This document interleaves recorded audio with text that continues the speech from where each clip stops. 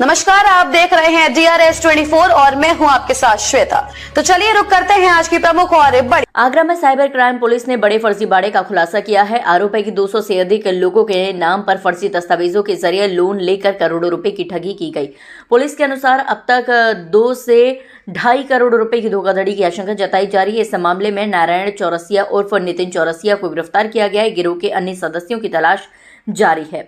Additional DCP Aditya Kumar ने press वार्ता में बताया कि आरोपी 2021 से इस नेटवर्क को संचालित कर रहा था। गिरोह सुनियोजित तरीके से हर महीने 2 से 3 लोगों को निशाना बनाता था। अब तक जांच में 3 लोगों की भूमिका सामने आई है, जिनमें से एक आरोपी को गिरफ्तार कर लिया गया है, जबकि अन्य की तलाश जारी है। आधार में हेरफेर कर लेते थे लोन।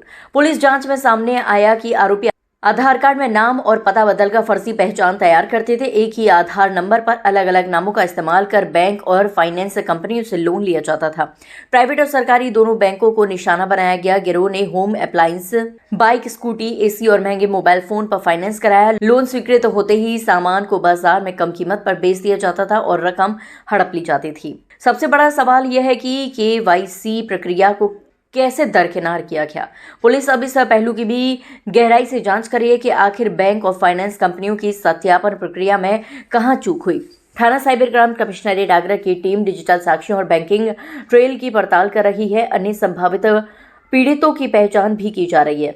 आगे की कार्यवाही पुलिस फरार आरोपियों की तलाश में दबिश दे रही है। बैंक खातों और लेन देन की फॉरेंसिक जांच कराई जा रही है। इसके साथ ही पुलिस संभावित पीड़ितों से संपर्क कर रही है और फर्जी दस्तावेज तैयार करने वाले नेटवर्क की तलाश में जुटी है। पुलिस का कहना है कि जल्द ही पूरे गिरोह का खुलासा कर सख्त कार्रवाई की जाएगी। देखिए, थाना साइबर क्राइम आगरा पर एक मुकदमा पंजीकृत किया गया था, जिसमें वादी द्वारा बताया गया था कि उनके नाम पे लोन लिया गया है, जिसके बारे में उन्हें भी जानकारी नहीं थी। इसी क्रम में जब साइबर थाने की टीम ने पुलिस आयुक्त महोदय के निर्देशन में इसमें कार्य करना शुरू किया, तो उसमें जानकारी प्राप्त हुई कि इसमें एक संगठित गिरोह है, जिसमें कि वो लोगों के आधार कार्ड का इस्तेमाल कर उसमें उनका नाम, उनका पता चेंज कराकर अलग अलग जो हमारी फाइनेंशियल इंस्टीट्यूशंस हैं, चाहे मेन स्ट्रीम बैंक्स हो या बाकी अन्य जो इंस्टीट्यूशंस हैं, उनसे होम अप्लायंसेस पे लोन लेते हैं और लोन लेकर उन्हें कम दरों पर बेच देते हैं। अभी तक इसमें एक व्यक्ति की गिरफ्तारी हुई है, जिसने पूछताछ में बताया है कि इस तरह का कार्य 2021 से इनके गैंग द्वारा किया जा रहा है और ये हर महीने 2 से 3 लोगों को टारगेट करते हैं। इसमें अन्य जानकारी भी बैंक से, अन्य संस्थाओं से एकत्रित की जा रही है कि अब तक कितने लोगों के साथ कितने अमाउंट को ये कर चुके हैं। अभी तक जो एक संख्या आई है वो लगभग 200 से अधिक लोगों के साथ में इस तरीके से धोखाधड़ी कर ये लोग फर्जी तरीके से कूटरचित दस्तावेज तैयार करके लोन ले चुके हैं। कितने की धोखाधड़ी लगभग कर चुके हैं अभी तक ये लोग? देखिए, अब वो किस अप्लायंसेस पे लोन लिया गया है, बैंक से एक बार वो जानकारी आ जाएगी, वो उसका एग्जैक्ट डेटा हमें तभी मिल पाएगा। अभी तक इस केस से रिलेटेड या बाकी जो जानकारी की हैं, ये जनरली 2 व्हीलर्स जैसे कि bike, scooty, AC, mobile phone, fridge, TV जैसी चीज़ों पर ये लोन लिया करते थे। तो जल्दी उसके बारे में जानकारी एकत्रित कर और बाकी अन्य सदस्यों को गिरफ्तार कर जानकारी। कौन सी बैंकों से लिए हैं, प्राइवेट से या सरकारी बैंकों से लिए?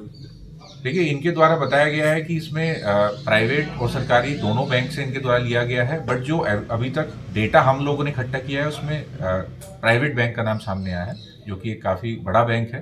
तो हम इस चीज़ पर भी जानकारी एकत्रित कर रहे हैं कि जो एक सिस्टम होता है KYC का, उसको कैसे इन लोगों ने बाईपास करके इस तरह की धोखाधड़ी कार्य की। सर, इसमें कितने लोग गिरोह में अभी तक बताए जा रहे हैं? देखिए, इसमें 3 लोगों का रोल क्लियरली सामने आया है, जिसमें से जैसे कि मैंने आपको बताया कि एक व्यक्ति गिरफ्तार हो चुका है, जिसके पास से आधार कार्ड बरामद हुए हैं, जिसमें आधार कार्ड नंबर सेम है, बट उसमें जो नाम है वो अलग अलग नाम है। तो अलग अलग नामों का यूज कर इनके द्वारा लोन लिया जाता था।